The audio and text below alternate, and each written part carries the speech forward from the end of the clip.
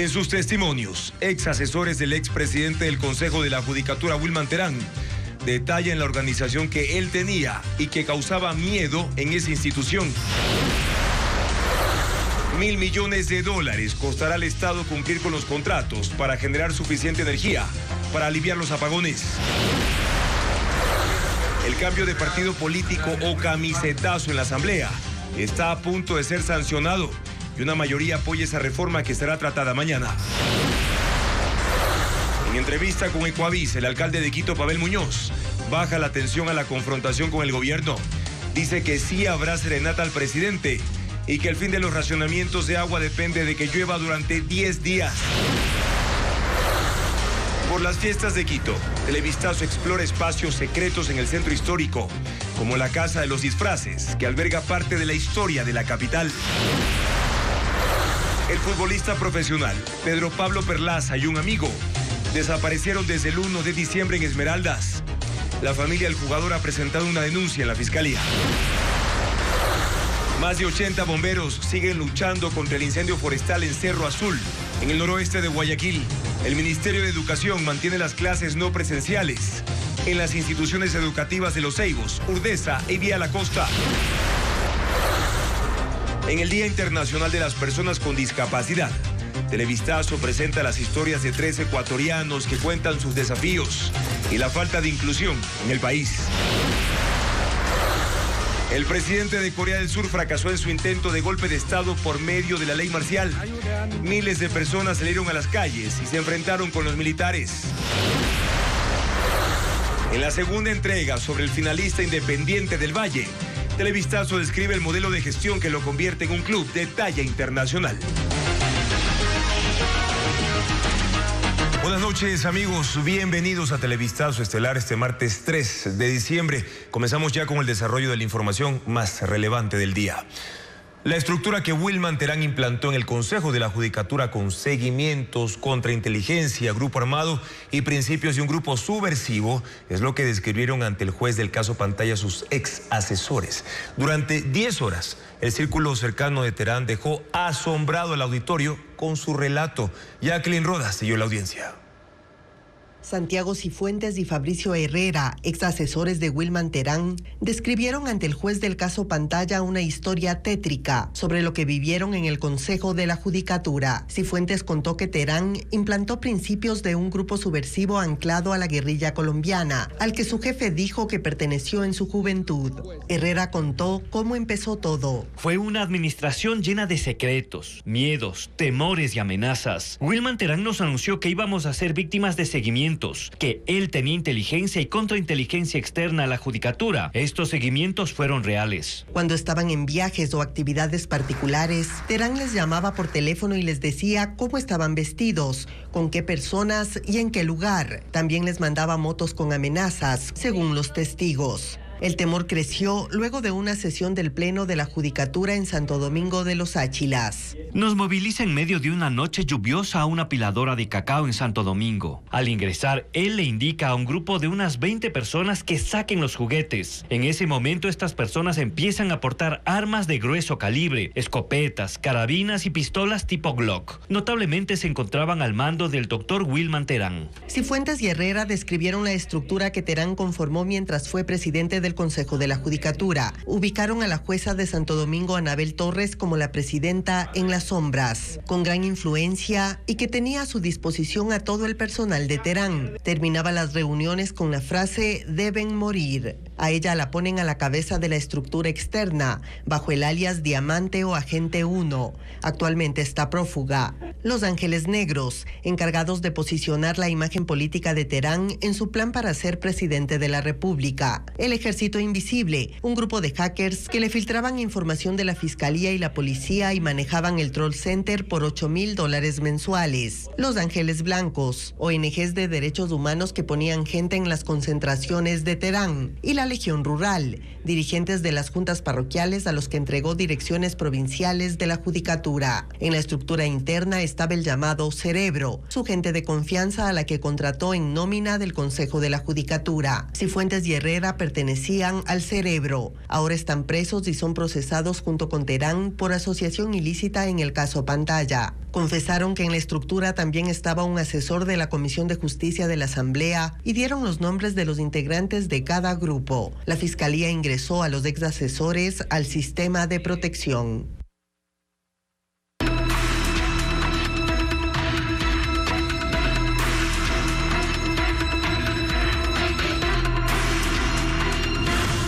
Guayaquil, fuego en el Cerro Azul. La alerta máxima se mantiene en el Cerro Azul de Guayaquil. Este lunes las llamas consumieron 36 hectáreas. Las altas temperaturas y los vientos son un riesgo latente. Merlin Ochoa cubre esa emergencia y actualiza la información. Esta madrugada, 80 bomberos seguían trabajando en el Cerro Azul, uno de los 4 más importantes de Guayaquil. Cerca están la vía perimetral y la vía a la costa, así como el Panteón Metropolitano. El incendio, que ya tiene más de 24 horas, está controlado en un 75%. El resto está en proceso de liquidación. La zona crítica se ubica en la parte central de la montaña, a 200 metros de altura. Es una zona de difícil acceso. El otro 25% es el que justamente tenemos focos de calor activos, que con los drones se está identificando los puntos de calor y mediante la coordinación que se está haciendo aquí, desde el puesto de mando unificado, se va a atacar esos puntos vía aérea. El Cuerpo de Bomberos mantiene activa la alerta 3 debido a su intensidad. Asimismo, el puesto de mando unificado continúa instalado en una de las vías de segundo orden junto al cerro. Las condiciones climatológicas aún son adversas. Las altas temperaturas de hasta 34 grados y los vientos amenazan con la expansión de las cenizas que podrían reactivar las llamas. Deshidratación completa que está sufriendo Cerro Azul. En este sentido, cuando su pared lateral, el sol canicular de Guayaquil ha devastado en su cobertura vegetal en deshidratación, cualquier chispa pudo haber detonado esta gran alarma. El lunes el fuego afectó 82 hectáreas de vegetación, 36 de ellas se han quemado por completo. Durante los 2 días, las Fuerzas Armadas han realizado más de 22 descargas de agua con 2 helicópteros y el Bambi Bucket para controlar la emergencia. Y tras lo sucedido, el Ministerio de Educación amplió a 48 horas la suspensión de clases presenciales para planteles fiscales y particulares que están a 5 kilómetros del siniestro. Además de afectar la calidad del aire, el incendio también quemó los cables de 6 compañías proveedoras del servicio de Internet que justamente trabajan en esos sectores del norte y oeste de la ciudad. Diego Cuenca describe las afectaciones hasta el momento. El incendio forestal en Cerro Azul motivó a que el Ministerio de Educación suspenda las clases presenciales en 295 unidades educativas fiscales y particulares del norte y oeste de Guayaquil. Aunque esa medida se aplicaba solo para este martes, esa cartera de Estado decidió extenderla por 48 horas debido a la contaminación del aire. Pero la empresa municipal de seguridad Segura EP informó a Televistazo que tras un análisis, la calidad del aire está en condiciones óptimas para ciudadelas que están a 5 kilómetros a la redonda del incendio, incluyendo para estudiantes de los planteles de Ceibos, Urdesa y a lo largo de la vía a la costa. El fuego también quemó cables de fibra óptica que están conectados con las antenas de comunicación que distribuyen internet a varios sectores del oeste de la ciudad. Hay una cometida de internet, de energía, ya se restableció en las antenas. ¿Cuántas empresas de internet son las afectadas? Aproximadamente tendríamos unas 6 empresas que se han reportado. Los técnicos de esas compañías, recién a las 10:30 de la mañana, tuvieron autorización para ingresar al cerro, cambiar los cables afectados y poder restablecer el servicio paulatinamente. Además, la Corporación Nacional de Electricidad, CENEL, desde las 9 de la noche del lunes restableció la energía para las antenas, que dan señal a las radios y a las emisoras de varios medios de comunicación. De igual forma, un incendio forestal se propagó durante 39 horas en una montaña de la comunidad La Rinconada en Angochagua, en la provincia de Imbabura. Brigadistas de 4 estaciones del Cuerpo de Bomberos de Ibarra y comuneros también combatieron las llamas con batefuegos, machetes y hasta ramas debido a la falta de vías de acceso para los vehículos en esa zona. Esta mañana lograron controlar el fuego y ahora monitorean el área con drones para determinar si queda algún foco activo y la cantidad de hectáreas afectadas.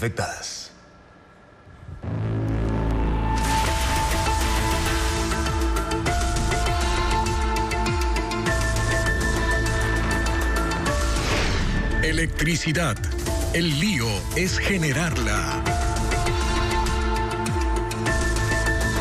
$1.000 millones tiene comprometido el gobierno en los contratos de nueva generación de energía para superar este déficit eléctrico que enfrenta el país. Francisco Garcés informa que la mayoría de los pagos se realizarán el próximo año. $842 millones le cuesta al país los contratos de compra y alquiler de generación firmados hasta la fecha. Hay que sumar alrededor de 200 millones para el alquiler de las 2 barcazas anunciadas por la ministra de Energía en las últimas horas. Los contratos adjudicados se dividen en 2. Los de compra de generadores nuevos que serán instalados en provincias de la costa y el alquiler de equipos flotantes y en tierra hasta el 2027. Ya están firmados 6 contratos de compra de generadores para Guayas, Esmeraldas y Los Ríos. Son 611 megavatios con equipos comprados a 4 empresas que cuestan $602 millones. Y los generadores, según los contratos, deberían instalarse paulatinamente desde noviembre hasta finales de mayo del año entrante. Se suman 3 contratos de alquiler de generación. Uno es de la barcaza turca instalada en el río Guayas, otro para instalar generadores en la central Enrique García, también en Guayas, y el tercero de una turbina a instalarse en Termogas Machala. Son 400 megavatios que costarán $240 millones que deben pagarse mensualmente hasta el 2027. A esos contratos firmados se agregan 2 más para el alquiler de barcazas que generarán 220 megavatios. Aunque no se ha informado el costo de esos contratos, se confirmó que uno de los equipos será de Car Power Ship, la misma que opera la barcaza que genera 100 megavatios en el río Guayas. Si se mantienen los mismos costos, esos 2 contratos no saldrán por menos de $220 millones. Así, la provisión de 1.231 megavatios contratados costará más de $1.000 millones. De ese monto, la mayor parte se pagará en el 2025, cuando los equipos lleguen y empiecen a generar la energía contratada. El futbolista Pedro Pablo Perlaza desapareció el domingo en Esmeraldas, su ciudad natal, luego de ser visto por última vez junto a un amigo en el centro de esa urbe. Aunque la policía investiga el caso como una desaparición, un reporte del ECU 911 indica que un familiar del acompañante de Perlaza notificó un posible secuestro. Elena Velasco nos amplía detalles de esta noticia. El futbolista Pedro Pablo Perlaza Caicedo desapareció en su natal Esmeraldas. El defensa de 33 años fue visto por última vez el domingo a las 6 de la tarde en el barrio Juan Pablo, en el centro de la ciudad. Según los habitantes de la zona, Perlaza salió del sector en su auto acompañado de un amigo. Al no reportarse, su familia acudió a la policía la noche de este lunes. No sabemos si es secuestro, es la puesta la denuncia por desaparición. Esto fue derivado ya para investigación, esto ya la UNACE está encargada de las investigaciones. Pese a que la policía menciona que se investigue el hecho como desaparición, un reporte del ECU 911 señala que una joven de 19 años, familiar del acompañante del jugador, llamó a la central notificando un secuestro. Pedro Pablo Perlaza se ha destacado como jugador en Delfín, Liga de Quito, Independiente del Valle, Barcelona y la selección ecuatoriana. Esta temporada regresó al Delfín, con el que jugó 7 partidos y estuvo en Manabí hasta el cierre del campeonato. De acuerdo con la familia, Perlaza había llegado a Esmeraldas de vacaciones. El presidente de Corea del Sur fracasó en su intento de combatir a la oposición con una medida represiva y extrema. Había decretado ley marcial para cerrar la función legislativa al acusar de procomunistas y aliados de Corea del Norte a políticos opositores. El ejército, que al inicio rodeó la sede parlamentaria, terminó retirándose y el mandatario se vio obligado a dar marcha atrás en una decisión calificada como dictatorial. El reporte con Pedro Jiménez.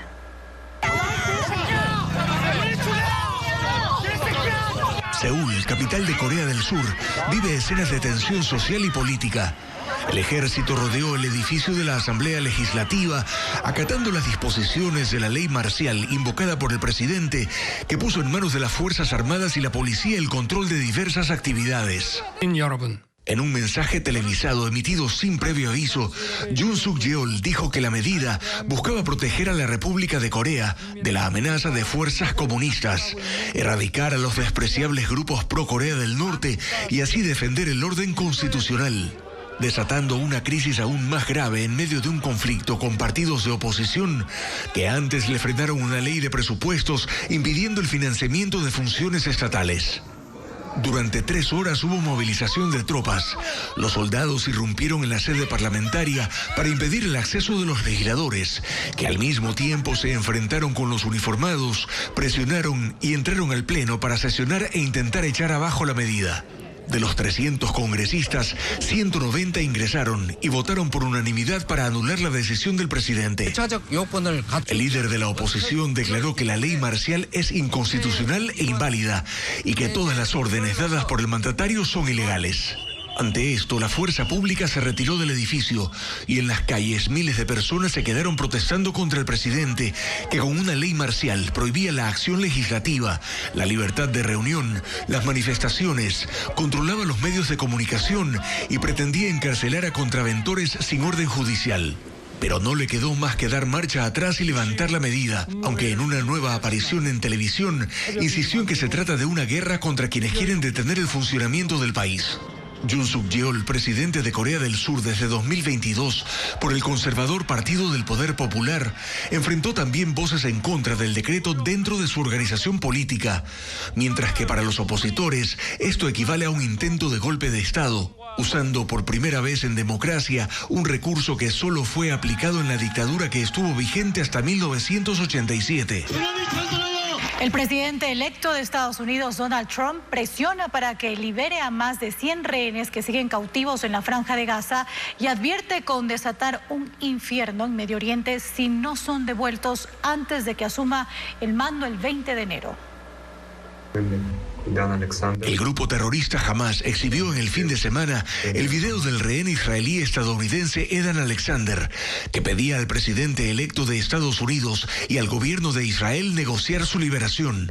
La imagen, que no identifica fecha ni lugar, es tomada como una prueba de vida y de que hay más rehenes sometidos al secuestro de los extremistas palestinos desde hace más de un año en la Franja de Gaza.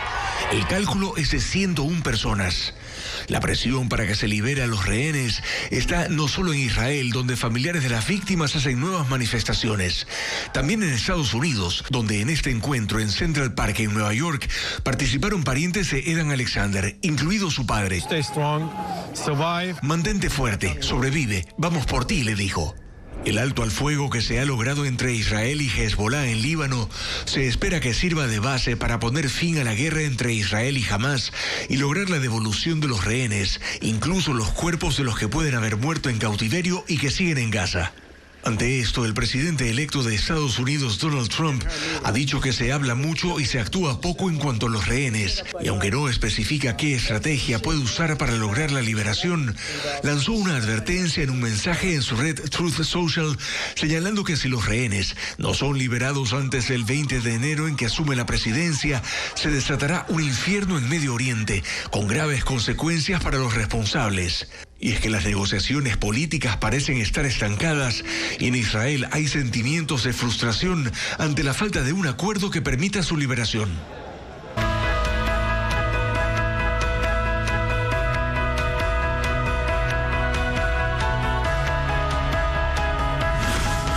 Discapacidades.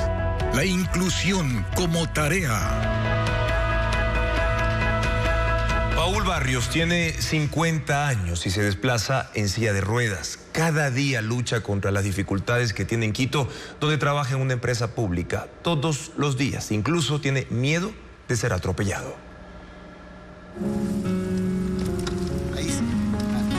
Como usted puede ver, la rampa donde yo subo a trabajar no es una rampa accesible.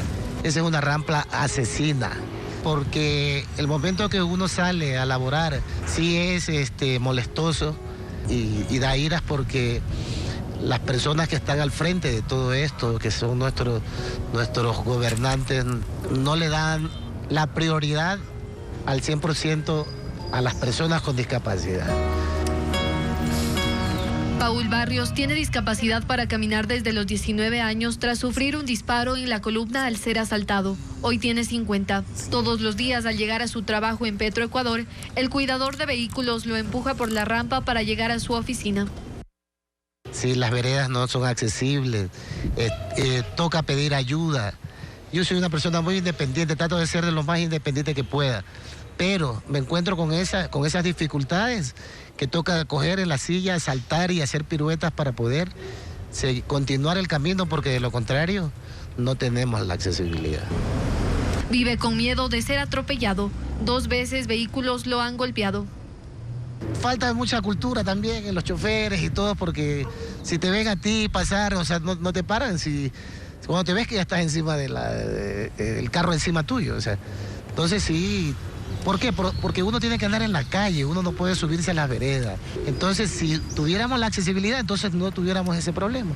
Paul tiene un carro adaptado a sus capacidades. Sin embargo, cuando se daña, no tiene cómo ir a trabajar ni regresar a su casa. Tiene que esperar a que un familiar lo recoja. Lastimosamente no se puede uno coger un taxi, porque primeramente los taxis no le paran porque lo ven en la silla de ruedas.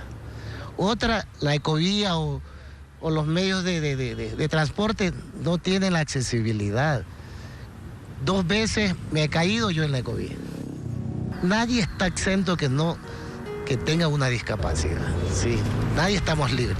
Por favor, les pido a las autoridades, sí, a los gobiernos, que nos ayuden, que nos den la mano, que nos preocupemos un poquito más de las personas con discapacidad. O sea, yo tengo la experiencia y hay mucha gente que pasa peores momentos, gente que no sale a trabajar por ese tema, por no tener el apoyo, darle la oportunidad para que salga. Y ahora vamos a conocer un caso similar, pero con otro tipo de discapacidad. Es el de David Lynch, de 45 años. Él es ciego y cuenta cómo depende hoy de un bastón en una ciudad poco empática y equipada. Luis Alfredo Zúñiga lo acompañó en su recorrido. David Lynch, de 45 años, inicia su día a las 7 de la mañana. Se cambia y se ejercita. Arranca temprano, pues desde hace 2 años ejecutar cada actividad le toma más tiempo. Debido a la diabetes, perdió por completo la vista y su vida dio un giro. La ceguera fue de golpe y porrazo, algo disruptivo, ¿no? El primer muro que tuve que franquear realmente fue lo del bastón, pasar de caminar tranquilamente por las calles, manejar mi propio vehículo, como les decía, a depender de un bastón fue duro. Esto fue duro. Se considera resiliente y aprende a diario desde lo más básico, movilizarse. En las mañanas sale solo a comprar a la tienda y si bien es un desafío, no se compara al de caminar en las calles de Guayaquil o Daule, las que considera no aptas para personas con discapacidad visual. Son muchas las falencias que tenemos en cuestión de movilidad y de inclusión. La tapa de las alcantarillas, se las han robado, cables. La falta de sensibilidad y empatía de peatones y conductores complican más el proceso. Carros mal estacionados, están en medio del paso cebra. Ahora que están los generadores eléctricos es peor todavía. Al mediodía se alista para ejecutar una de sus pasiones, la cocina. Este chef aún prepara su almuerzo y el de su esposa. Además, cocina para servicios de catering, que si bien ya no los lleva a domicilio, tienen su sazón. Primero lo pensé, si me sigo dedicando a esto, la gente igual me llamaba para fechas especiales, ¿no? Fue un aliciente y para seguir adelante, porque yo esas habilidades nunca las perdí. Entonces yo ya tengo cierta habilidad que no necesito realmente la visión. Por la tarde en su sala, retoma lo que ha sido su hobby desde niño, la guitarra, que ahora funciona como terapia. Pero hay que correr el riesgo. 2 veces a la semana acude al Centro Municipal 4 de enero. Dice que quiere seguir siendo parte activa de la sociedad y le interesa adquirir herramientas para ello, como leer y escribir en braille. Pero dice que es importante que la sociedad haga su parte, sea inclusiva y le permita a las personas con discapacidad involucrarse. Para toda persona con discapacidad es imprescindible que nos sintamos que todavía tenemos que dar a la sociedad, ¿no? Oportunidades laborales y ayudar a emprendimientos de esta clase de personas, ¿no? No dar dádivas, sino ayudar a que haya más campo para personas como yo. De levantarse y seguir. Salas de lectura braille, servicios de rehabilitación, cursos y asesorías gratuitas son parte de los servicios que fundaciones, la policía e instituciones públicas ponen a disposición de las personas con discapacidad. Luis Alfredo Zúñiga amplía esta información.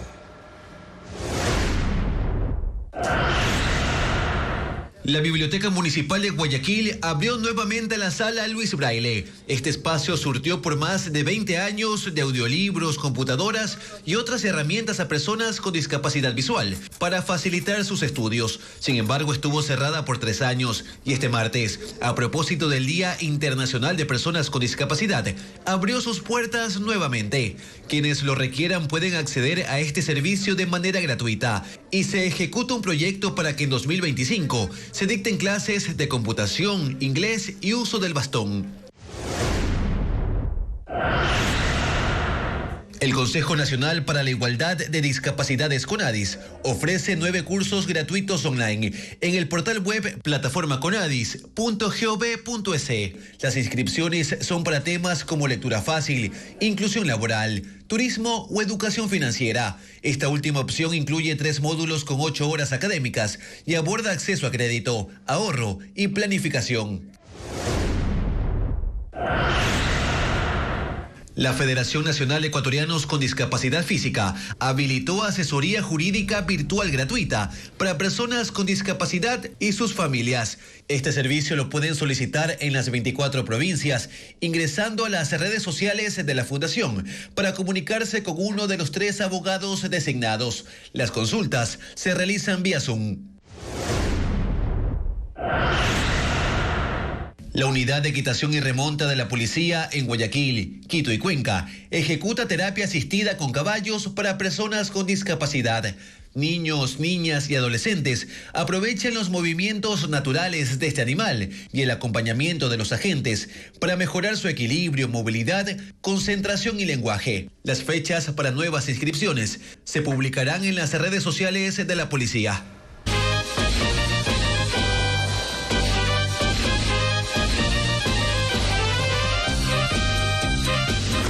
Quito, sin luz, pero de farra.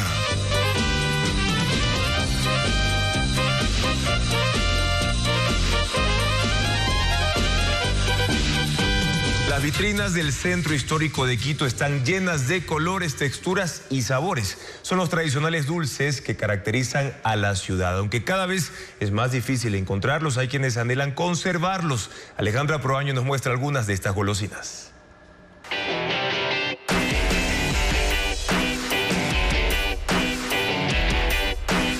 La dulcería Don Manzano es un rincón que lleva 35 años endulzando la vida de los quiteños y turistas. Este negocio familiar lleva 3 generaciones de tradición, siendo una verdadera joya de la gastronomía local. Mis abuelitos fueron los que empezaron este negocio y hemos pasado conmigo la 3ª generación, entonces estamos siempre con ese ímpetu de seguir adelante, de seguir teniendo este negocio por muchos años más y más que todo que no se pierda el tema de los dulces tradicionales. Entre las vitrinas repletas de colores y texturas, el dulce que más brilla es hecho a base de maní dulce cubierto con panela. No solo conquista por curioso nombre, sino por su sabor. Se ha conservado las recetas, pero se ha dado nuestro plus. Es así que utilizamos a veces esencias, un tipo de saborizante, o tratamos de darle un toque diferente al resto de personas que preparan estos productos. Turistas que visitan el centro histórico quedan asombrados al descubrir que aún es posible disfrutar de estos sabores tradicionales. Por eso estamos justo en el centro histórico, porque es el corazón de la ciudad y todos los turistas que vienen, sean nacionales, sean extranjeros, tendrían que saber un poco de nuestra historia, y nuestra historia va conllevada con esto de los dulces tradicionales, ¿no? Durante las fiestas de fundación de la capital, la dulcería Don Manzano invita a todos los quiteños a reconectarse con sus raíces a través del sabor. Las tradiciones no solo se heredan, también se cuidan y se comparten.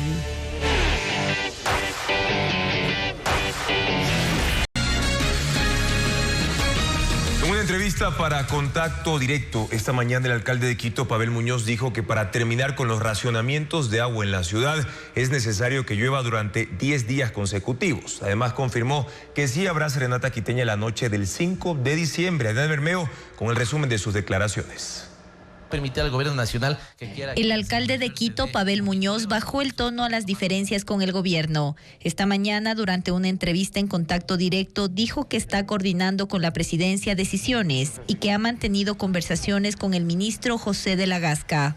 Tuve una conversación con el ministro de Gobierno, he tenido 2 en total, una previo al anuncio de unas manifestaciones en el centro histórico o hacia el centro histórico de Quito, donde el propio gobierno había pedido que suspendamos un concierto planteado por nosotros y lo hagamos a día siguiente. Es decir, los niveles de coordinación se han venido dando en este sentido. Sobre los racionamientos de agua, el alcalde reiteró que se trata de una medida preventiva para evitar que se incrementen las horas sin ese servicio, que no existen intereses políticos de por medio y que el Ministerio del Ambiente tiene las puertas abiertas para hacer las revisiones que considere.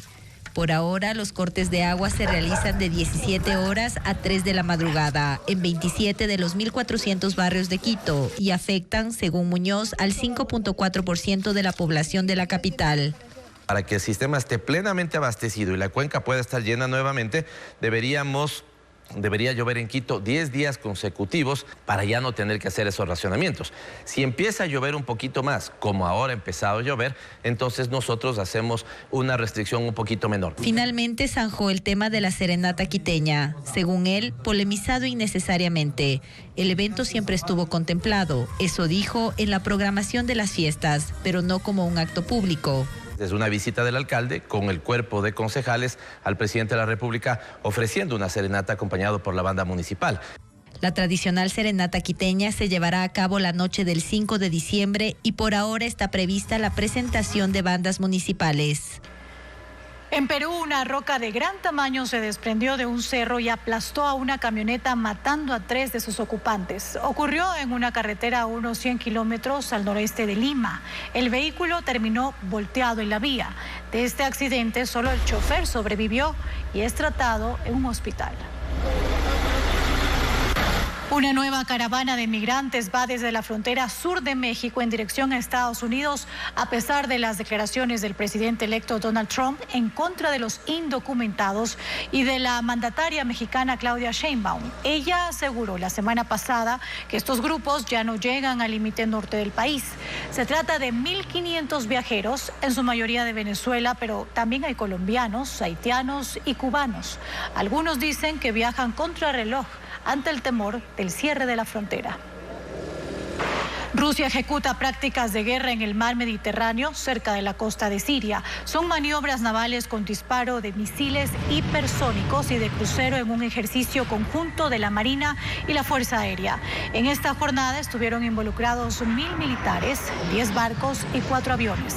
El simulacro de ataque y defensa ocurre en un contexto en el que su aliado sirio, el presidente Bashar al-Assad, enfrenta a una coalición de grupos rebeldes liderados por islamistas radicales que han tomado control de las ciudades de Idlib y Alepo en el norte de Siria.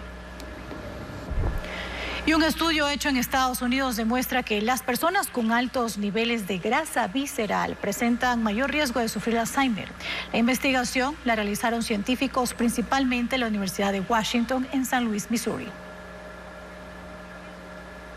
Un estudio científico reveló una conexión muy importante entre la obesidad y el riesgo temprano de desarrollar la enfermedad del Alzheimer. El estudio, dirigido por los doctores Masad Olashahi y Cyrus Raji de la Facultad de Medicina de la Universidad de Washington en St. Louis, presentaron sus hallazgos en la reunión anual de la Sociedad Radiológica de Norteamérica. Para ello formaron un grupo de 80 personas entre 40 y 50 años, cognitivamente saludables. De ese grupo había 46 diagnosticados con obesidad. Les hicieron resonancias magnéticas del abdomen para medir la grasa subcutánea y visceral, una evaluación metabólica de la glucosa, del colesterol y escáneres del muslo para medir el volumen del músculo y de la grasa. Y para una valoración de la enfermedad de Alzheimer, fueron sometidos a un examen profundo que muestra la actividad y el metabolismo del cerebro. Los resultados revelaron que los niveles más altos de grasa visceral estaban relacionados con el aumento de dos proteínas patológicas, beta-amiloide y tau, ambas relacionadas con la enfermedad y que se usan como biomarcadores para diagnosticar Alzheimer. La grasa visceral ya se asociaba con un desgaste de la materia gris en el hipocampo, una parte del centro de la memoria del cerebro. Es así que los investigadores alertaron sobre la necesidad de intervenir para combatir la obesidad en una edad temprana, ya que el Alzheimer se manifiesta en la mayoría de casos después de los 60, 70 u 80 años. Alias Braulio, identificado por la Policía Nacional como uno de los cabecillas de Mafia 18, fue acribillado con fusiles en el norte de Guayaquil. Se trata de una de las organizaciones narcodelictivas que opera en el sector de El Guasmo, junto al puerto. Los sicarios ingresaron a esta casa y dispararon con fusiles 50 veces en Urdesa, norte de Guayaquil. Llegaron a las 8 de la noche del martes, la hora que fue suspendida la energía eléctrica. Acribillaron a 3 personas, una de ellas era Braulio Vicente Bailón Obando, de 38 años, quien alquilaba una suite desde hace un mes. Alias Braulio es identificado por la policía como cabecilla de Mafia 18, una organización narcocriminal que trafica en el Guasmo, junto al puerto, en el sur de la ciudad. Se dedica al envío de grandes cantidades de droga, contaminando contenedores que van a Europa. Según la información que manejan los agentes, en el sector hay una guerra mortal con los lagartos. Otra narcorred se disputan el control de la ruta.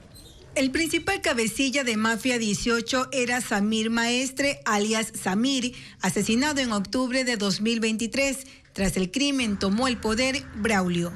En enero del 2024, alias Braulio fue capturado en el norte de la ciudad en un carro blindado sin placas y con doble fondo, donde los agentes hallaron $5,000, armas y municiones. La policía incluso convocó a una rueda de prensa para anunciar este operativo. Inexplicablemente no hay registros de cómo ni cuándo salió en libertad. No aparece en el sistema electrónico de la función judicial y la policía no respondió a la consulta de Televistazo. El 30 de septiembre, hace 2 meses, la policía peruana publicó en sus redes sociales la captura de 8 integrantes de Mafia 18 con pistolas, municiones y drones en Tumbes, entre los cuales estaba Braulio. En un segundo operativo, incluso detuvieron a un sicario que había viajado a Tumbes para asesinarlo. Nuevo incidente en la penitenciaría del Litoral. La Policía Nacional confirmó la detonación de 3 granadas en el interior de ese presidio la tarde de este martes. Como consecuencia, 9 presos, un militar y un guía resultaron heridos. Además, otras 9 personas fueron detenidas, entre reclusos y hasta guías, tras este hecho. Por su parte, en un comunicado en horas de la tarde, el Servicio Nacional de Atención Integral a Personas Privadas de Libertad, el SNAI, reportó lo sucedido como incidente, agregando que fue causado por 2 presos. El ministro de Defensa, Giancarlo Lofredo, cuestionó a la revista británica The Economist, que calificó a Ecuador como nuevo narcoestado del mundo. Según el funcionario, no existen evidencias de infiltración del narcotráfico en la función ejecutiva. Paul Romero con las declaraciones del funcionario.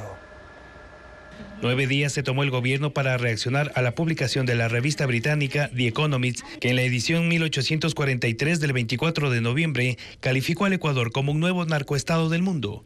Este martes, el ministro de Defensa, Giancarlo Lofredo, durante la rueda de prensa semanal del bloque de seguridad, cuestionó el calificativo usado por el prestigioso medio inglés. Para que un país sea un narcoestado, deben estar contaminadas por el narcotráfico todas sus instituciones y poderes. Y habrán personas que puedan tener dudas sobre alguna parte de nuestro poder legislativo o sobre alguna parte de nuestro poder judicial, pero jamás sobre el Ejecutivo. Nadie ha demostrado combatir de frente al narcotráfico como lo ha hecho este gobierno. Y yo les quiero asegurar una cosa: mientras este bloque de seguridad esté al frente del combate al narcotráfico, Ecuador jamás será un narcoestado. El ministro no aceptó preguntas y dio paso al jefe del Comando Conjunto de las Fuerzas Armadas y al comandante de la Policía para que informen los resultados de las operaciones de seguridad. Según los oficiales, son positivos porque detuvieron 11 cabecillas de alto valor de los grupos de delincuencia organizada. Bajaron las muertes violentas en 18% y decomisaron 269 toneladas de droga, 38% más que el año pasado. El periodista de The Economist, Alexander Clapp, difundió al mundo que el narcotráfico ha permeado instituciones públicas, la justicia y hasta las fuerzas del orden. Así describió al Ecuador después de visitar las provincias de Manabí, Guayas, El Oro y Santa Elena. Según la revista británica, en Ecuador alguien es asesinado cada 19 horas. Al menos 200 habitantes y miembros de organizaciones sociales e indígenas del cantón Archidona marcharon esta mañana en rechazo a la construcción de una cárcel de máxima seguridad en esa localidad de Napo.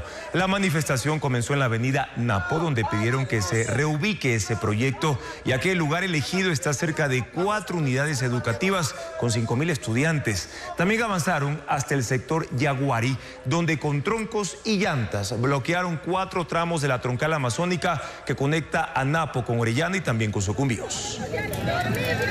Desde hoy las lluvias serán más frecuentes en la sierra y también en la Amazonía, donde están las hidroeléctricas que necesitan precisamente incrementar los caudales de sus embalses. Las precipitaciones también caerán en la costa, que en los últimos días ha soportado altas temperaturas. Diego Cuenca a continuación describe el escenario climático para esta semana. Las probabilidades de lluvia se incrementaron para esta semana, asegura el Instituto Nacional de Meteorología e Hidrología INAMI. Alerta que desde este martes 3 hasta el domingo 8 de diciembre, las precipitaciones serán más frecuentes, acompañadas de tormentas y ráfagas de viento. Los días más intensos se esperan entre el día de hoy, el día de mañana y el día 7 de diciembre.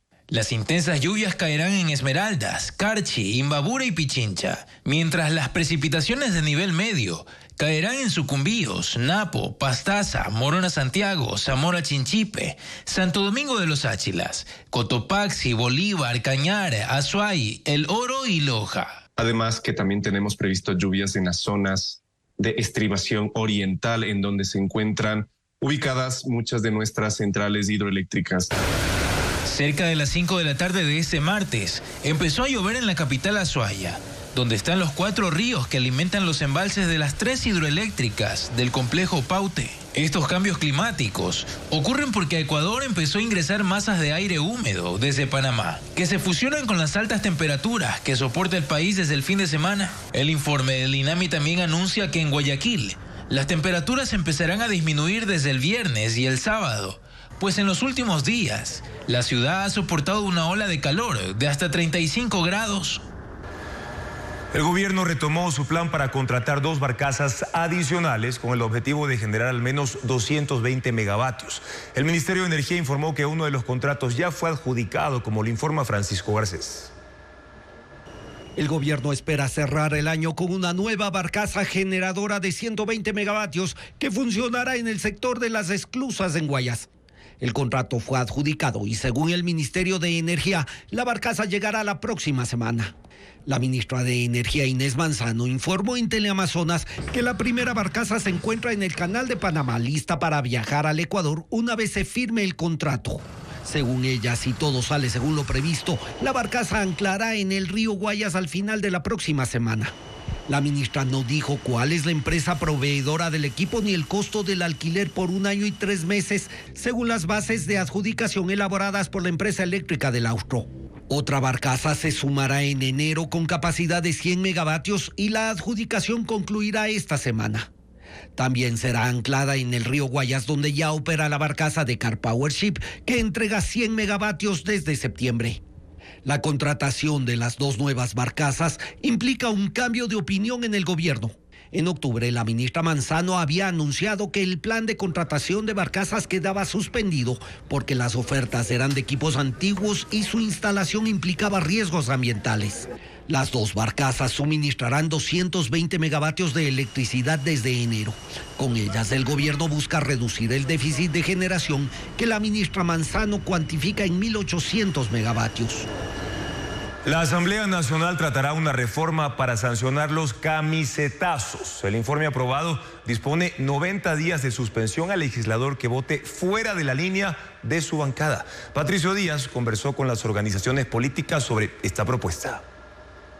La reforma a la ley de la función legislativa que será tratada este miércoles incluye una sanción a los camisetazos. En el primer debate, la mayor parte de las bancadas se unieron para pedir la destitución de los desertores.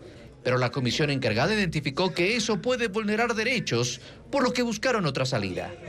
Una sanción de 90 días de suspensión al legislador que vota diferente a su bancada, sin justificación. La Revolución Ciudadana, el Partido Social Cristiano y Construye anuncian que respaldan la reforma. Al menos Construye ha perdido en un año casi la mitad de los legisladores con los que llegó. La reforma incluye la posibilidad de que el legislador utilice la objeción de conciencia. Es decir, que antes de la votación comunique a su bloque que no está de acuerdo y que votará fuera de la línea del partido. En el Partido Social Cristiano dicen que eso ha ocurrido y se ha aceptado en casos excepcionales. Sin embargo, el texto mantiene la posibilidad de que un legislador se separe voluntaria y definitivamente de una bancada. La intención de esta reforma es que el cambio de posición no sorprenda al bloque en medio de una votación. El oficialismo cuestiona a la oposición porque considera que esto convertiría a los legisladores en levantamanos del que ordena. El correísmo y el Partido Social Cristiano niegan aquello. En sus bancadas dicen escuchan a sus líderes, pero las decisiones se toman luego de un debate interno. Otra de las sanciones que incluye la norma es que si el asambleísta que deja una bancada hace parte del CAL, automáticamente se queda sin esa dignidad. El Estado mantiene una deuda con el Instituto Ecuatoriano de Seguridad Social de las Fuerzas Armadas, el ISFA, por más de 313 millones de dólares. Este martes, el presidente Daniel Noboa ofreció apoyo a los pensionistas para garantizar el pago de las prestaciones. Más detalles con Paul Romero. El presidente Daniel Noboa se reunió este martes con los directivos y pensionistas del Instituto de Seguridad Social de las Fuerzas Armadas ISFA. Al auditorio de la sede principal del instituto en Quito asistieron 300 personas para escuchar al mandatario. El conversatorio fue organizado por el Consejo Directivo sobre los servicios y prestaciones a los 39.000 militares en servicio activo y 200.000 dependientes del sistema. 3 afiliados de la Seguridad Social Militar expusieron al mandatario los beneficios que reciben de los 4 seguros del ISFA: retiro, invalidez y muerte, cesantía, enfermedad y maternidad, vida y accidentes. Le dijeron que esas prestaciones no se han suspendido.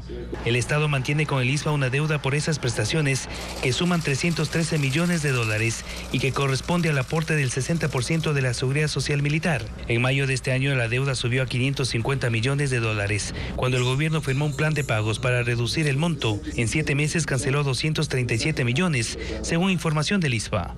Noboa, tras oírlos, admitió que los militares están en riesgo permanente por su lucha contra la delincuencia organizada y se comprometió a mantener los aportes del Estado al ISFA. Y un presidente de la República que no se sienta como comandante en jefe y que no atienda a sus Fuerzas Armadas, pues creo que perdió toda la esencia de lo que son los valores militares y que son los valores humanos. El evento duró 30 minutos y el presidente salió del auditorio custodiado por su seguridad.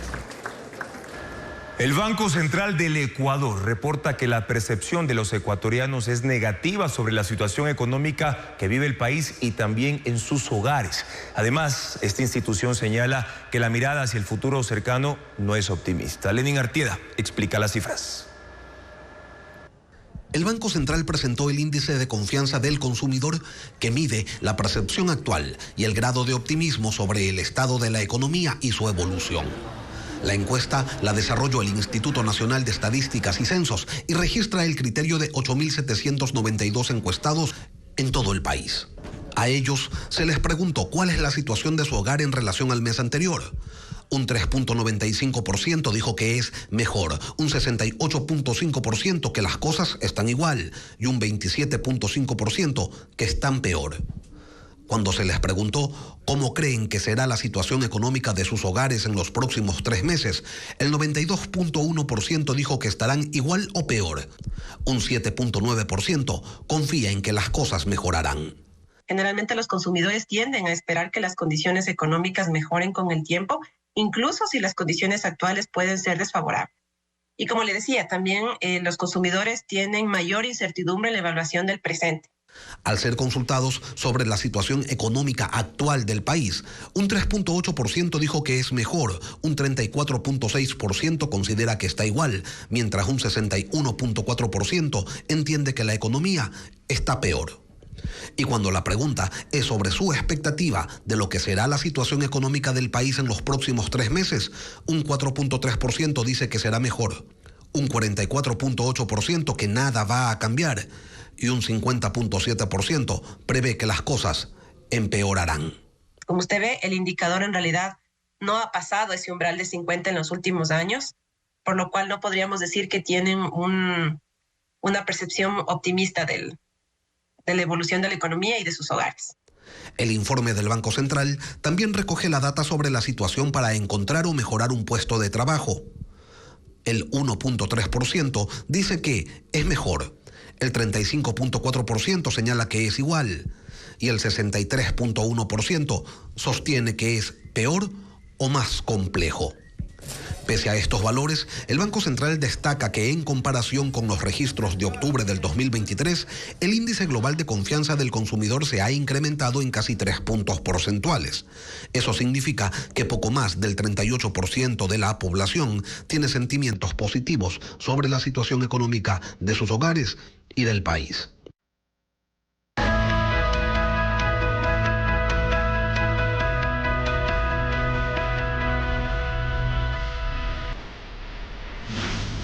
Discapacidades.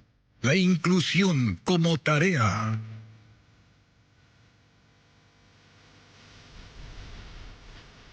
Televistazo conoció a Yair Shumi, un joven de 21 años que tiene 95% de discapacidad.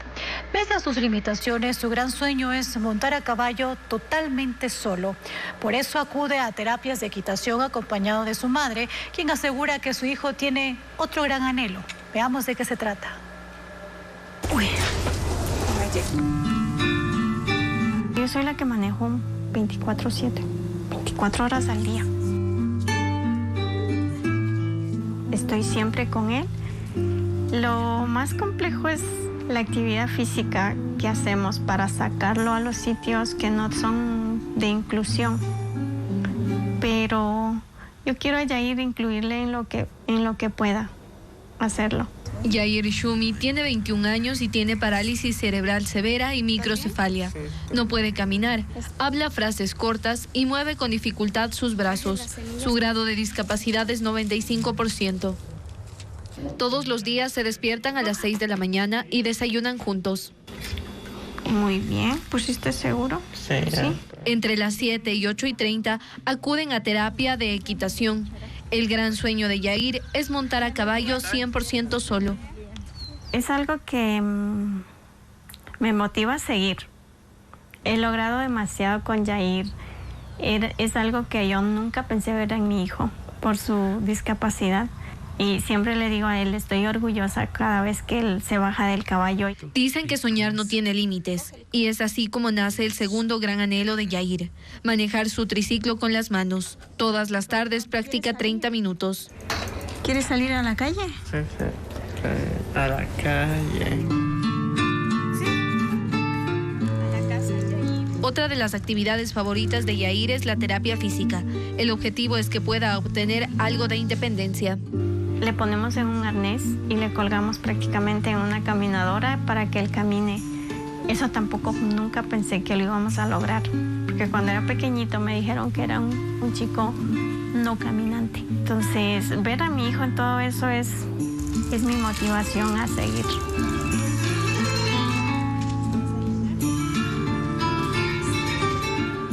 Y desfiles, presentaciones artísticas y marchas pidiendo equidad de derechos fueron parte de las actividades que se organizaron a propósito del Día Internacional de Personas con Discapacidad en 3 ciudades del país, como lo informa Luis Alfredo Zúñiga.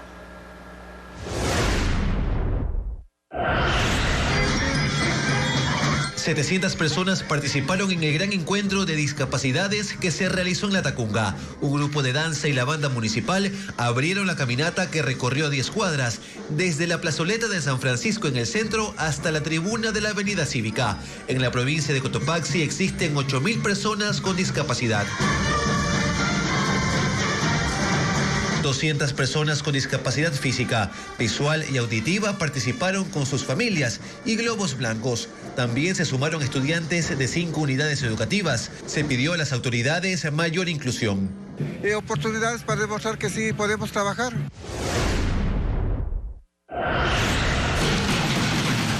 Una nutrida marcha por el Día Internacional de las Personas con Discapacidad se realizó en el centro de Cuenca. Representantes de entidades cantonales y 700 personas de 20 asociaciones caminaron 8 cuadras hasta el Parque Calderón. Avanzaron adultos y menores de edad con globos y música. Ellos exigieron acceso a la salud, educación y vivienda.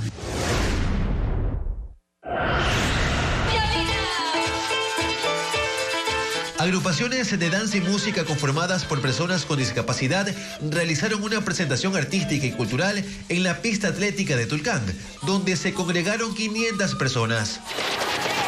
También hubo espacio para el deporte. 150 familiares de personas con discapacidad participaron en una carrera de postas y se realizó una carrera en silla de ruedas. El evento duró 4 horas y fue organizado por el Ministerio de Inclusión Económica y Social. Y la tecnología juega un papel importante para facilitar la vida de las personas con discapacidad. Armazones tecnológicos y hasta robots cuadrúpedos son algunas de estas innovaciones que nos presenta a continuación Ana María Palacios. Cada año la tecnología avanza con herramientas que facilitan la vida para personas con discapacidad. Es el caso de Exoesqueleto Eivor. Es un armazón tecnológico diseñado para personas con movilidad reducida, que les ayuda a levantarse, caminar, girar y sentarse. Es ligero y compacto, fácil de controlar y usar. Tiene una aplicación para mejorar la experiencia durante la rehabilitación. Por ahora se utiliza en hospitales, pero en 2025 se lanzará una versión para uso doméstico.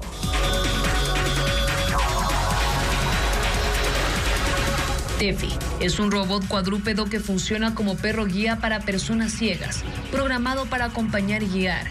Tiene reconocimiento de voz, un sistema de navegación automática, además de la capacidad de leer códigos QR y hacer llamadas o enviar mensajes en caso de una emergencia. Be My Eyes es una aplicación para personas ciegas o con problemas de visión. Mediante una videollamada, la app enviará un mensaje a diferentes voluntarios. Al primero que responda le dará acceso a la cámara del celular del usuario para ayudarlo. Por ejemplo, a leer etiquetas, a hacer las compras, preparar la cena o retirar dinero del cajero. El Kenguru es el primer carro eléctrico diseñado para personas que utilizan sillas de ruedas. El conductor accede al vehículo subiendo por una pequeña rampa desde la parte de atrás. Es operado con manivelas similares a las de una motocicleta para acelerar y girar. Cuesta $25,000. El Dot Watch es un innovador reloj inteligente que tiene una pantalla táctil braille. Utiliza 24 puntos para una amplia gama de funciones. Se conecta a un teléfono mediante Bluetooth. Puede recibir texto de cualquier aplicación y servicio. Los usuarios también pueden enviar mensajes sencillos usando los botones en un lateral.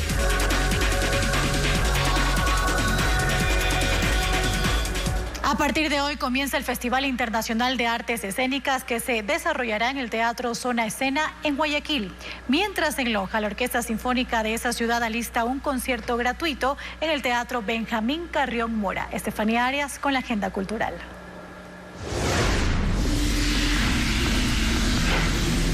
Hoy se inaugura el Festival Internacional de Artes Escénicas en Zona Escena en Guayaquil. La cartelera arranca con 2 obras estudiantiles, Ofelia y Fama o Drama. El miércoles 4 será la función de Rojo Enojo y el jueves 5 se presentará La Ilustre Desconocida. La programación está publicada en las redes sociales de este espacio cultural. El festival será hasta el sábado 7.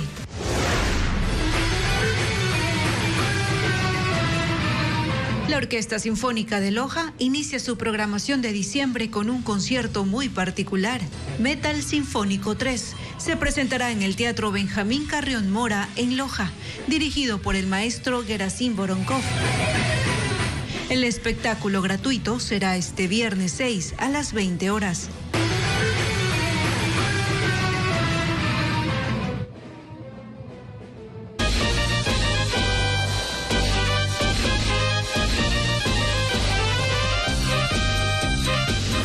Quito, sin luz, pero de farra. En la calle García Moreno, en el centro histórico, hay una casa colonial que resiste el paso del tiempo. Sus propietarios la conservan y la han dejado como nueva. Televistazo la visitó por las fiestas de Quito y es una reliquia que está a 2 cuadras de Carondelet y pasa desapercibida. Hernán Higuera con el reportaje.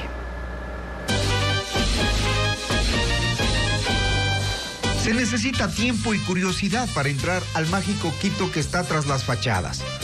En la calle de las 7 Cruces, hoy llamada García Moreno, está una de las 16 casas patrimoniales mejor conservadas del Quito antiguo. Era conocida como la Casa de los Disfraces porque aquí se confeccionaban y alquilaban disfraces y ropa para eventos de la aristocracia quiteña. Hoy se llama la Casa del Higo porque desde hace 70 años tiene en su patio una higuera de 7 metros de alto que fue declarado en 2010 árbol patrimonial.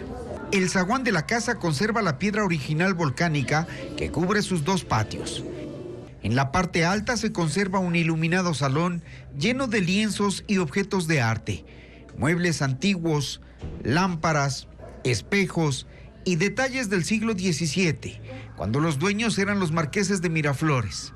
Aquí hay pinturas y esculturas de la dinastía Salas, renombrados retratistas religiosos de la época. La herencia que tenemos en nuestra querida ciudad, y es una herencia que pues tiene que ser preservada, y eso es lo como de hecho en el año 2018 se hizo una reestructuración total de la casa, techos, pisos, muros, sistemas eléctricos, para dejarla, yo diría, casi 0 kilómetros. En sus 2 salas laterales se guardan reliquias como este piano vertical Ronich, de los pocos que existen en el mundo. Su clásico sonido alegraba el ambiente familiar quiteño desde comienzos del siglo XX. Mi tía era concertista de conservatorio, era pianista, y siempre ese piano estuvo con muchas invitaciones, mucha gente.